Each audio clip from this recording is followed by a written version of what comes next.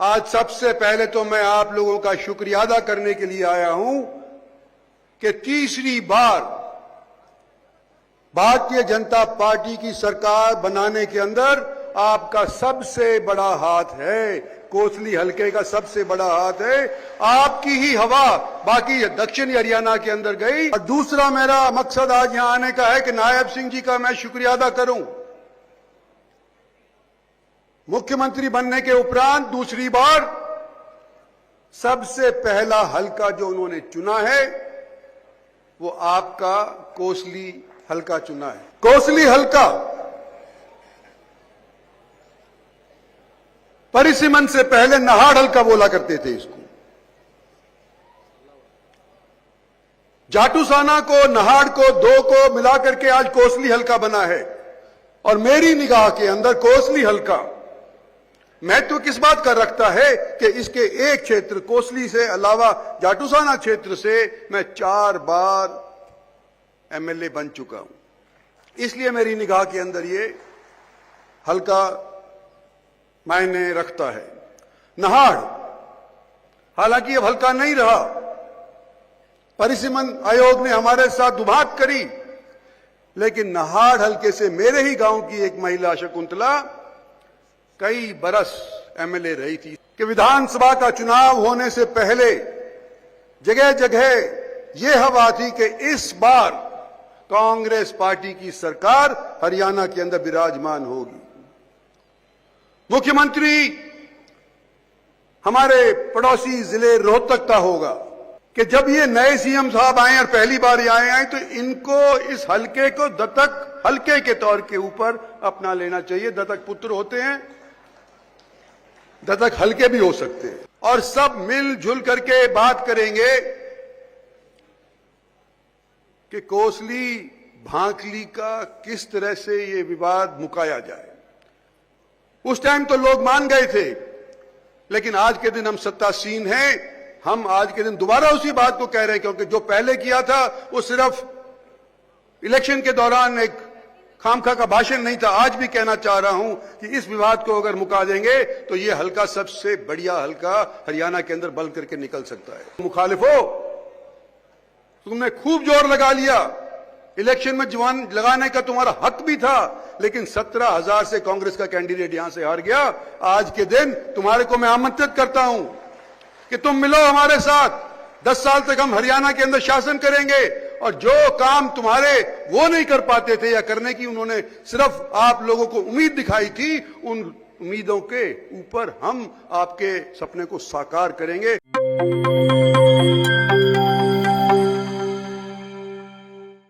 नमस्कार, मैं हूं निशा और आप देख रहे हैं जेपी हरियाणा। दोस्तों, कल 25 दिसंबर को मुख्यमंत्री नायब सैनी कोसली में थे। नायब सैनी केंद्रीय मंत्री राव इंद्रजीत, स्वास्थ्य मंत्री का दायित्व संभाल रही उनकी बेटी आरती राव व स्थानीय विधायक अनिल डहीना के साथ मतदाताओं का धन्यवाद करने पहुंचे थे। नायब सैनी के साथ मंच पर नारनौल के राव समर्थक विधायक, पूर्व मंत्री ओम प्रकाश यादव, रेवाड़ी के विधायक लक्ष्मण यादव व पटौदी की विधायक बिमला चौधरी भी मौजूद थी। कुल मिलाकर राव का अपना जलवा भी प्रदर्शित हो रहा था और नायब सैनी को सुनने उमड़ी भीड़ भी कोसली का मिजाज बता रही थी। भीड़ के पीछे गणित राव के सिपह सालार अनिल यादव का ही था। राव ने इसके लिए अनिल की पीठ भी थपथपाई। अब मुद्दे की बात करते हैं।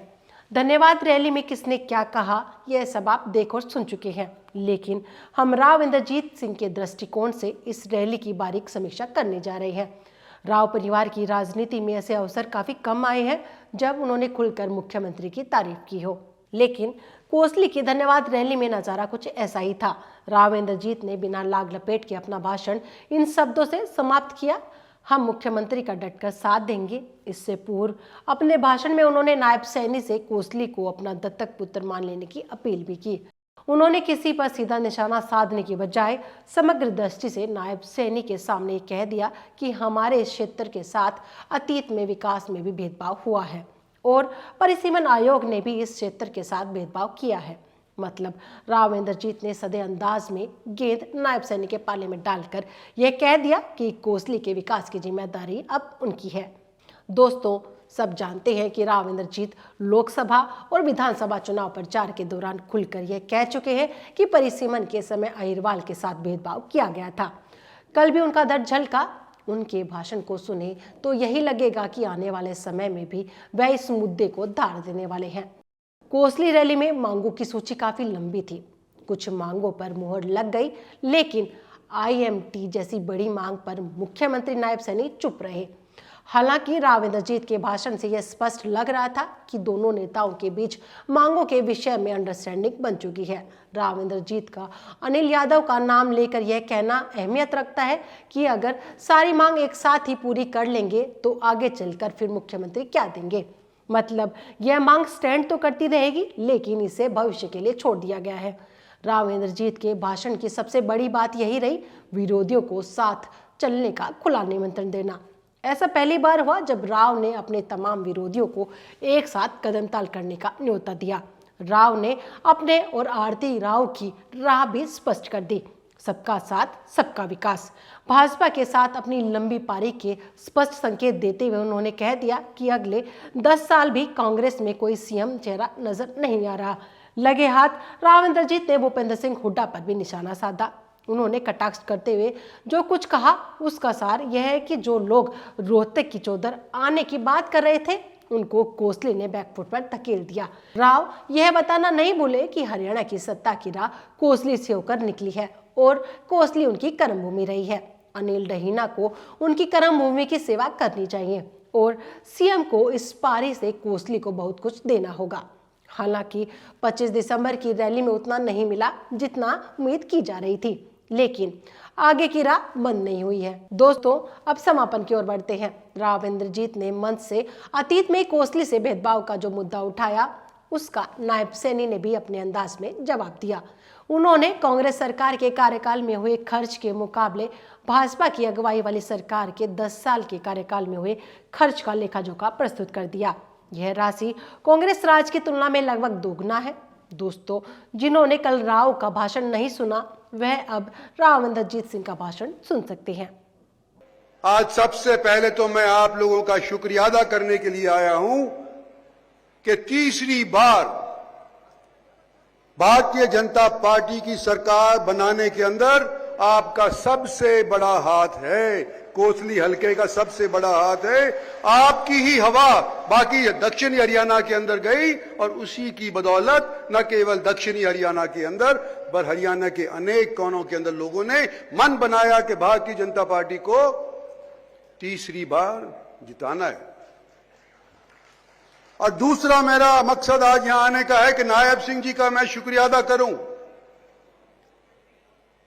मुख्यमंत्री बनने के उपरांत दूसरी बार सबसे पहला हलका जो उन्होंने चुना है वो आपका कोसली हलका चुना है।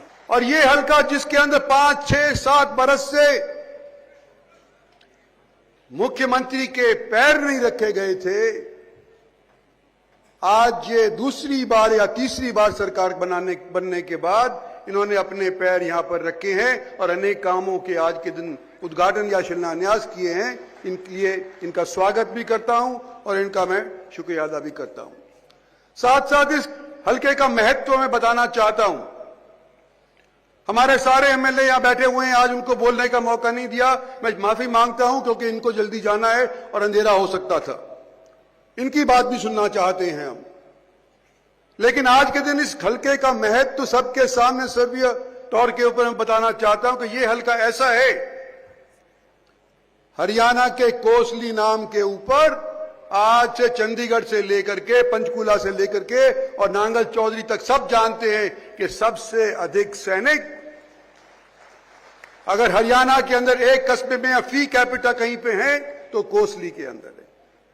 इसलिए कोसली के नाम से आज यहां पर अनिल ने जो आयोजन किया है,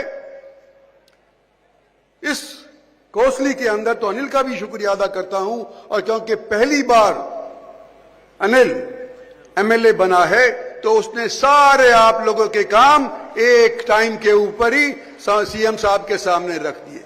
मैं अनिल से ये कहना चाहता हूं कि आपने इस सरकार को 5 साल के लिए भी चुना है।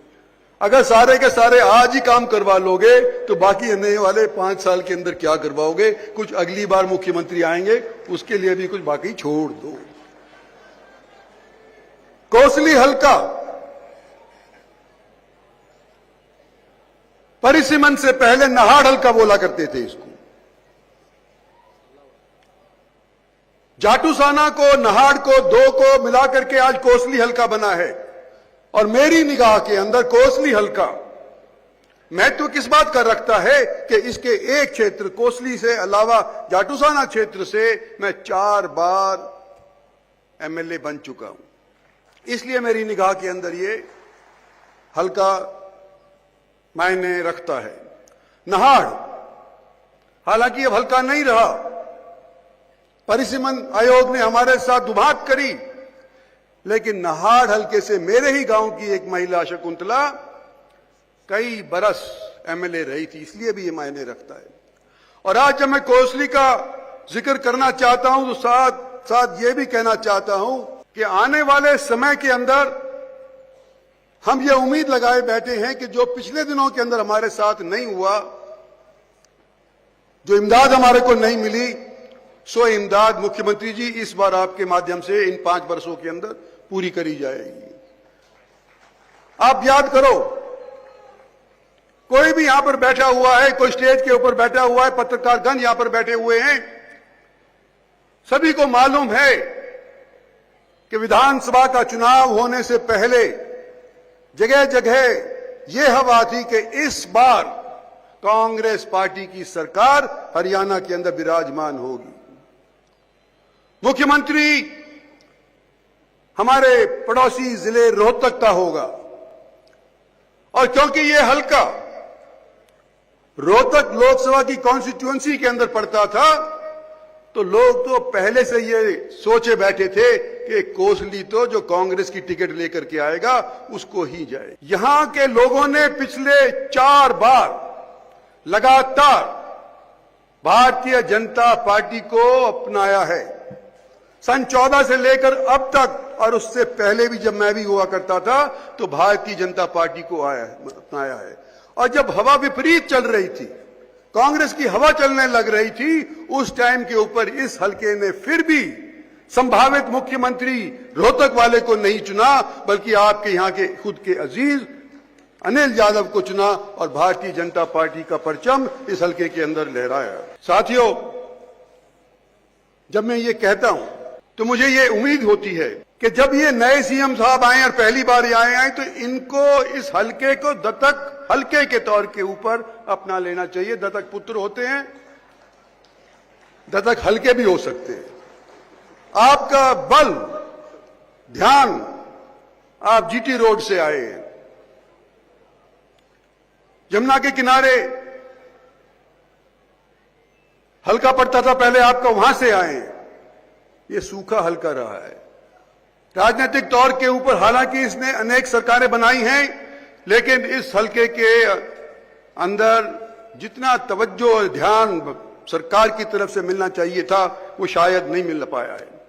मैं आखिर के अंदर एक ही चीज कहना चाहता हूं कि जब मैं यहां पर पहले आया था, इलेक्शनों से पहले अनिल ने अनेक चीजें कह दी, जो समस्याएं हैं तकरीबन सब कह दी, लेकिन जिस बात की उलझन आज के दिन इस कोसली के और भांकली के बीच में है, इसका जिक्र उसने नहीं किया। सब जगह आने वाले समय के अंदर आप जिला बनाएंगे, नई नई तहसील बनाएंगे, नई नई म्यूनिसिपैलिटीज बनाएंगे, लेकिन यहां पर हमने कोसली और भांकली के विवाद की वजह से न मैंने न अनिल ने इसका जिक्र नहीं किया, लेकिन मेरा मन नहीं माना। मैंने कहा करो, भांकली का कोसली का जिक्र करो, 2 बड़े गांव हैं इस क्षेत्र के। और मैंने आने से पहले,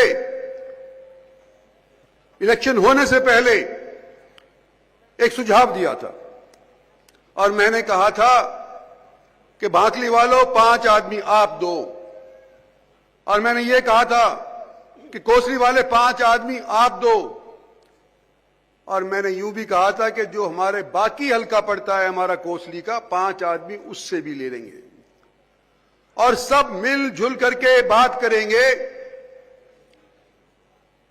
कि कोसली भांकली का किस तरह से ये विवाद मुकाया जाए। उस टाइम तो लोग मान गए थे, लेकिन आज के दिन हम सत्तासीन हैं, हम आज के दिन दोबारा उसी बात को कह रहे हैं, क्योंकि जो पहले किया था वो सिर्फ इलेक्शन के दौरान एक खामखा का भाषण नहीं था। आज भी कहना चाह रहा हूं कि इस विवाद को अगर मुका देंगे तो ये हल्का सबसे बढ़िया हल्का हरियाणा के अंदर बल करके निकल सकता है। मैं एक चीज अपने मुखालिफों को भी कहना चाहता हूं कि जो लोग यूं सोचे थे कि कांग्रेस पार्टी आ रही है, कांग्रेस पार्टी आ रही है, कांग्रेस पार्टी का मुख्यमंत्री बनने जा रहा है, 10 साल और कांग्रेस का कोई हरियाणा के अंदर सरकार बनाने वाला आपको दिखाई नहीं होगा। अगले 10 साल तक भारतीय जनता पार्टी की सरकार इस प्रदेश के अंदर बनेगी। और मोदी जी का क्या नारा है? सबका साथ सबका विकास, चाहे वो मुसलमान हो, चाहे हिंदू हो, सिख हो या ईसाई हो।